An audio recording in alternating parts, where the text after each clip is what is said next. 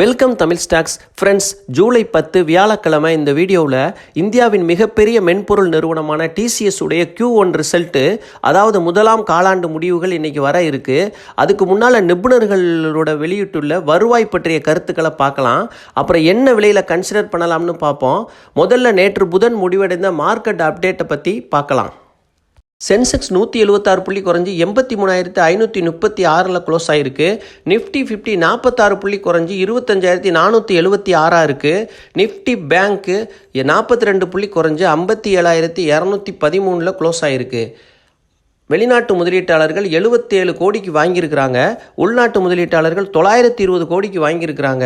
சிங்கப்பூரில் ட்ரேட் ஆகிற நம்மளோட கிஃப்ட் நிஃப்டி 44 புள்ளி அதிகரித்து 25,574 வர்த்தகம் ஆகிட்டு இருக்கு. அமெரிக்க டாலருக்கான இந்திய ரூபாயோட மதிப்பு 2 பைசா அதிகரித்து 85.67 இருக்குது. குருடாயில் ஒரு லாட்டுக்கு 2 புள்ளி குறைஞ்சு 5,884 வர்த்தகம் ஆகிட்டு இருக்கு. நேச்சுரல் கேஸ் 14 புள்ளி கிட்டத்தட்ட 5% குறைஞ்சு 273 ரூபாயில் வர்த்தகம் ஆகிட்டு இருக்கு. இது இந்திய பொருளாதாரத்துக்கு ரொம்ப நல்ல ஒரு விஷயமா பார்க்கப்படுது. கோல்டு 22 புள்ளி குறைஞ்சு MCX gold 10 gram pure gold 96,439 ரூபாயில் வர்த்தகம் ஆகிட்டு இருக்கு. சில்வர் 1 கிலோ பியூர் சில்வர் 33 புள்ளி குறைஞ்சு 1,07,232 இருக்குது. அப்புறம் இன்றைக்கி ரிசல்ட் அறிவிக்கக்கூடிய முக்கியமான கம்பெனிகளை பார்ப்போம். ஜூலை 10 டிசிஎஸ் குவார்ட்டர்லி ரிசல்ட் அறிவிக்கிறாங்க. கூடவே டிவிடெண்டு குறித்த அறிவிப்பும் அறிவிக்கிறாங்க ஜூலை 10. அப்புறம் Indian renewable energy July 10 quarterly result அறிவிக்கிறாங்க. டாடா எலக்ஸி குவார்ட்டர்லி ரிசல்ட் அறிவிக்கிறாங்க ஜூலை 10. முதலாம் காலாண்டு முடிவுகள் எல்லாமே. ஒஸ்வால் பம்ப்ஸு குவார்ட்டர்லி ரிசல்ட் அறிவிக்கிறாங்க ஜூலை 10 முதலாம் காலாண்டு முடிவுகள். இந்தியாவின் மிகப்பெரிய மென்பொருள் நிறுவனமான டிசிஎஸ் Q1 ரிசல்ட்டு முதலாம் காலாண்டு முடிவுகளை ஜூலை 10 இன்னைக்கு வெளியிட போகிறாங்க. டிசிஎஸின் வருவாய் முன்னோட்டம் மந்தமான லாப வளர்ச்சியாக இருக்குமா, இல்லாட்டி மற்றொரு புதிய ஆண்டுக்கான வாய்ப்பாக இருக்குமா அப்படின்றத பார்க்கலாம். கடந்த நாட்களாக டொனால்ட் ட்ரம்புடைய வர்த்தக போரின் பின்னணியில் முக்கிய வட அமெரிக்க சந்தைகளில் வாடிக்கையாளர்கள் செலவுகளை குறைச்சிட்டு வராங்க. அப்புறம் AI மூலம் இயக்கப்படும் விரைவான வணிக மாற்றம் என்ன மாதிரியான பாதிப்பை ஏற்படுத்தும் அப்படின்னும் பார்க்கணும். இப்போ டிசிஎஸ் கவனம் செலுத்தும் 5 முக்கிய காரணிகளை பார்ப்போம். முதலாவது காரணி வளர்ச்சி எப்படி இருந்தது. தற்போதைய நிச்சயமற்ற சூழலில் ஐடி துறையில் இந்தியாவில் எப்படி செயல்பட போகுது அப்படிங்கிறதுக்கு ஒரு முன்னோட்டமாகத்தான் இந்த டிசிஎஸ் செயல்படுகிறது. இதை வச்சு தான் ஒட்டுமொத்த ஐடி துறையின் எதிர்காலத்தை நாம் ஓரளவுக்கு புரிதல் உருவாகும். நமக்கு எதிர்பார்ப்புகளை பொறுத்தவரை நிறுவனம் மந்தமான வளர்ச்சியை பதிவு செய்யும் அப்படின்னு தரகு நிறுவனமான பிளிப் கேபிட்டல் தெரிவிச்சிருக்கிறாங்க. வரிக்கு பிந்திய லாபத்தில் ப்ராஃபிட் ஆஃப்டர் டேக்ஸ் PAT ஆண்டுக்காண்டு 0.6% வீழ்ச்சி அடையும்.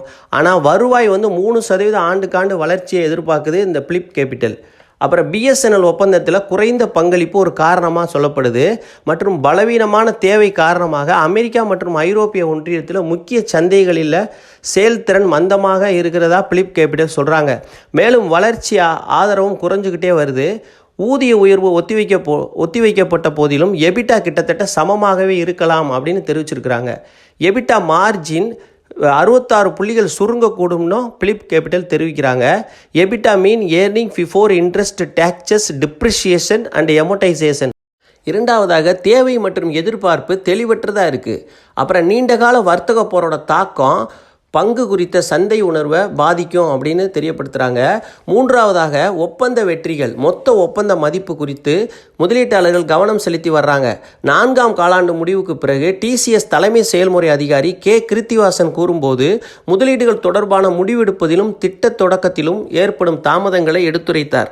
எதிர்காலத்தில் வாடிக்கையாளர்களின் விருப்பப்படி முதலீடுகள் அதிகரிக்க அறிகுறிகள் ஏதேனும் உள்ளதா என்பதை பார்க்க வாடிக்கையாளர்கள் ஆர்வமாக இருப்பார்கள்னு தெரிவிச்சிருக்கிறாரு.